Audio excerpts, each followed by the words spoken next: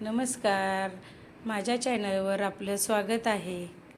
आज आपण उपवासासाठी साबुदाण्याच्या भातवड्या बनवणार आहे, तर व्हिडिओ शेवटपर्यंत बघा। चला आपण रेसिपीला सुरुवात करूया, पण त्याआधी तुम्ही चॅनलला सबस्क्राईब केलं नसेल तर पटकन सबस्क्राईब करा। शाबूच्या तांदळाच्या वाफेवरच्या भातवड्या बनवण्यासाठी मी हे शाबूचे तांदूळ घेतलेत, तर मी हे स्वच्छ धुवून घेणार आहे। हे शाबूचे तांदूळ मी धुवून घेतलेत आणि वरती तांदळाच्या वरती थोडं मी अर्धा इंच पाणी ठेवलेलं आहे भिजण्यासाठी। तर हे मी 5 तास शाबूचे तांदूळ भिजवून घेणार आहे। हे मी शाबूचे तांदूळ 5 तास भिजत घातलेत, तर आता हे पूर्ण आपण आता असे सुट्टे करून घेऊया। तर आता हे आपण सर्व सुट्टे करून घेतलेत। त्याच्यामध्ये आपण आता चवीनुसार मीठ घालूया। हे सर्व मिक्स करून घेऊया। तर याचे आपण वाफेवरच्या शाबूच्या तांदूळाच्या भातवड्या बनवणार आहे। सर्व आता मीठ याला आपण मिक्स करून घेतले।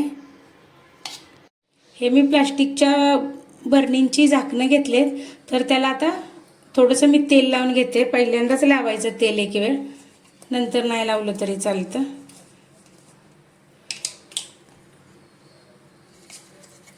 असं थोडं थोडं तेल लावून घ्यायचं, म्हणजे शाबूचं तांदूळ चिटकणार नाही त्याला। ह्या झाकणांना तेल लावून सर्वांना झालेलं आहे। आपण आता त्याच्यामध्ये शाबूचे तांदूळ घालूया।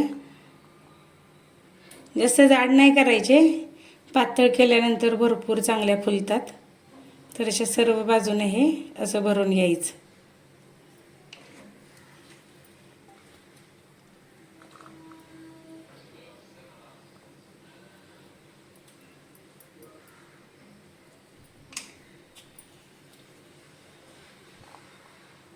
हे आता मी सर्व हे भरून घेते।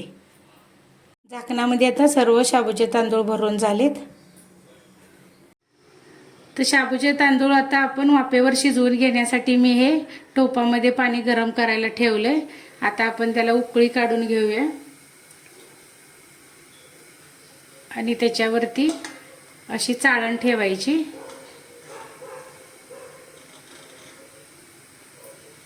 तर पाण्याला आता उकळी आपल्या येत चाललेली आहे। पाण्याला उकळी आलेली आहे। आता आपण त्याच्यावरती चाळण ठेवू। हे शाबूच्या तांदळाचे झाकण ठेवूया।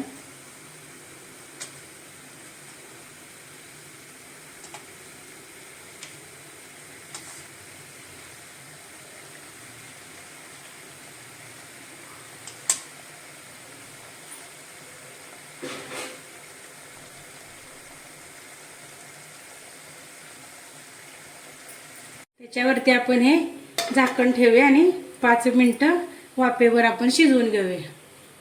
5 मिनिटं झालेत, आपण आता खोलूया।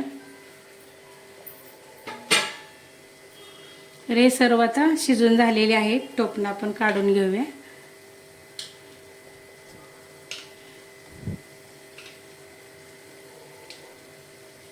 आणि आपण आता दुसरी भरलेली झाकणं ठेवूया।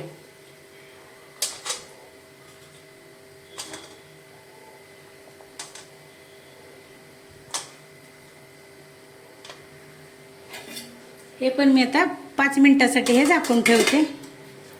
आता हे आपण शिजवलेल्या टोपणामधलं हे काढून घेऊया। तर असं आपटलं थोडं की लगेच निघतं। हे अशा प्रकारे सर्व आपण काढून घेऊया।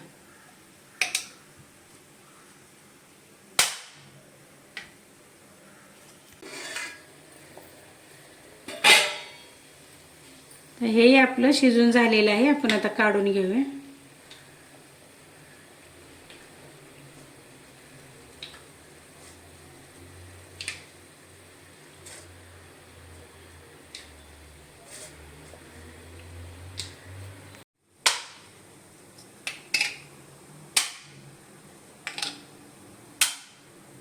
अशा प्रकारे हे मी सर्व बनवून घेणार आहे। तर एकदम सोपी पद्धत आहे, तर तुम्ही नक्की करून ही बघा। कोणालाही जमेल असं आहे. सर्व भातवड्या आपल्या शाबूच्या तांदळाच्या बनवून झालेल्या आहेत. तर आता हे आम्ही 3 दिवस उन्हामध्ये सुकवून घेणार आहे. साबुदाण्याच्या भातवड्या आपण ह्या 3 दिवस उन्हामध्ये चांगल्या कडकडीत वाळवून घेतलेल्या आहेत. आता आपण ह्या तळून घेऊया. तेल आपलं चांगलं गरम झालेलं आहे. आपण आता त्याच्यामध्ये साबुदाण्याची भातवडी तळून घेऊया.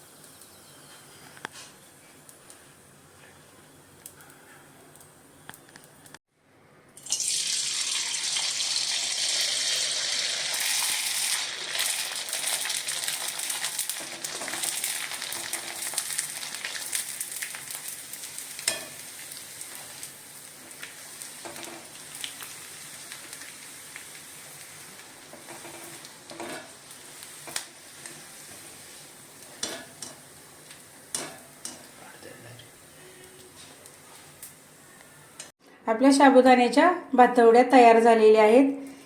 एकदम फुगलेल्या आहेत. तुम्हाला आजची रेसिपी आवडली असेल तर व्हिडिओला लाईक करा, शेअर करा आणि चॅनलला सबस्क्राईब केलं नसेल तर नक्की सबस्क्राईब करा. भेटूया पुढील भागात. धन्यवाद.